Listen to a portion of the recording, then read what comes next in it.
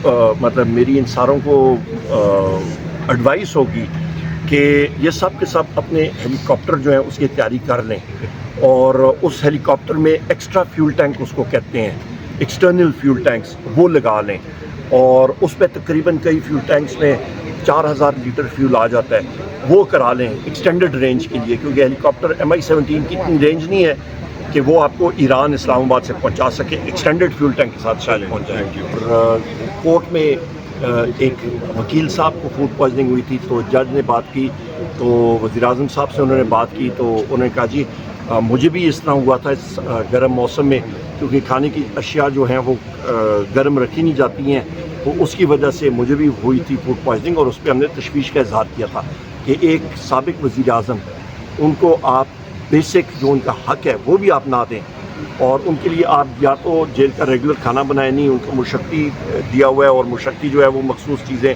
या मतलब लिमिटेड दिन का वो बनाता है खाना और फिर वो रखता है रात तक, तो फिर ज़ाहिर बात है चीज़ें ख़राब होती हैं। ये तो एक आईनी इरफान सिद्दीकी साहब चूँकि नवाज शरीफ साहब के करीब समझे जाते हैं, वो ये समझते हैं कि अब कोई रास्ता नहीं है तो इसलिए वो इस नहज पर पहुँचे हैं। मैं इन सारों को ये बात मेरी आप दिखाई जाए और मैं उन तमाम वर्कर्स को निकाल दूंगा पार्टी से। अगर वो बात वही है टिक्का खान साहब कि वो टीवी फुटेज आए, हमें मालूम है ना, हमें मालूम है वो वर्कर जो थे वो PTI के थे ही नहीं जो लोग ये कर रहे हैं, मतलब वो यही तो सारा है कि सब का सब ये स्टेज्ड इनकाउंटर था जिस तरह का इनकाउंटर किया जाता है और ये लंदन प्लान का हिस्सा था। खान साहब कहते हैं DGISPR को कि तुम्हारी तो कोई इज्जत नहीं करता, आप भी ये सोचें?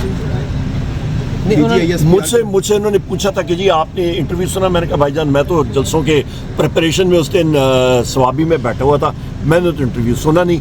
और दूसरी सबसे अहम बात ये कि मैं बार ये बात कह चुका हूँ कि आपके स्टेट आर्टिकल 7 पढ़ें, आर्टिकल 7 वाज़े है, आपकी जो रियासत है वो कौमी असम्बली है, वफाकी हुकूमत है, सूबाई असम्बली है, सूबाई हुकूमत है और वो इदारे जो टैक्स नाफिज कर सकते हैं, बाकी सब कुछ जो है वो उनके मातहत औजार और इदारे हैं, उनके मातहत। उमर साहब, आप और बानी चेयरमैन जिनकी मुदाखलत पर कई अरसा से फाइट कर रहे हैं मुख्तलिफ जगह पे, वो तो लोग अभी भी ताकत में हैं, ताकतवर हैं, क्या फ़ायदा हुआ आपको?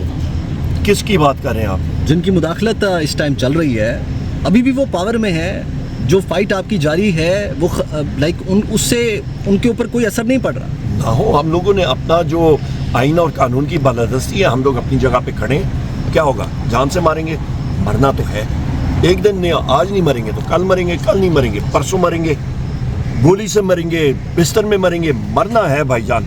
इस कायनात में कोई ऐसी चीज़ है नहीं जिसने मरना नहीं है। सर, नया इत्तेहाद कहाँ पे पहुंचा? PTI ने नया इत्तेहाद कायम करने का ऐलान किया था 15 रोज़ के अंदर, कुछ ऐसा हम लोग लगे बिल्कुल। हमारा तहरीक तहफ़्फ़ुज़ आईन पाकिस्तान है, उसमें और भी पार्टीज आएंगी इंशाल्लाह।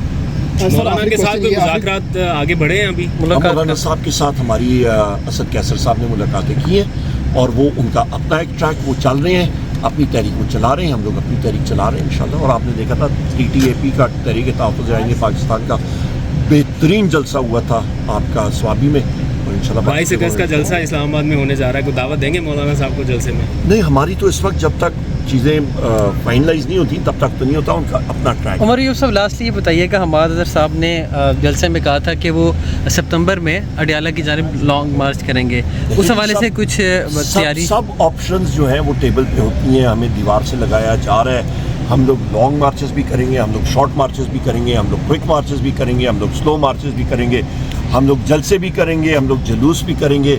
हम लोग पाकिस्तान को बेहतर और एक असली जमहूरी मुल्क बनाने के लिए सारी कोशिश। सर, आपको अपनी ज़मानत की तारीखें कितनी याद होती हैं? जी, आपको अपनी ज़मानत की तारीखें कितनी याद होती हैं? मुझे सारी की सारी, मेरा तो पूरा कैलेंडर भरा हुआ है, कभी एक शहर कभी दूसरी शहर, वकालत आदि सीख ली है इन चीज़ों में। अली अमीन गंडापुर ने कहा था, जहाँ पे सवाबी में जलसे से उन्होंने जब खिताब किया था, उन्होंने कहा था कि हम डी चौक जाएंगे, अगर हमें इजाज़त ना मिली, NOC ना मिला, हम डी चौक जाएंगे। लेकिन आज अता तारड़ साहब ने प्रेस कॉन्फ्रेंस किया है, उन्होंने कहा है कि अगर PTI का कोई भी बंदा फड़का डी चौक वाली साइड पर तो हम उन्हें नहीं छोड़ेंगे। क्या कहेंगे आप? अता तारड़ है कौन? क्या वो मैजिस्ट्रेट है या क्या है? वो मिनिस्टर ऑफ स्टेट है इंफॉर्मेशन का, वो बढ़ के मारता होता है तो बढ़ के मारे। इंशाल्लाह अवाम की ताकत, ये हसीना वाजिद का हाल नहीं देखा, اس نے ہر ایک حربہ استعمال کیا عوام کو سپریس کرنے کا, زد و کوب کرنے کا. کیا بنا؟ 0/0. آخر کار MI-17 ہیلی کاپٹر میں بیٹھ کے تو وہاں سے ان کو فرار مطلب ہونا پڑا بنگلہ دیش سے بھارت کی طرف. بہت شکریہ sir, thank you very much, thank you.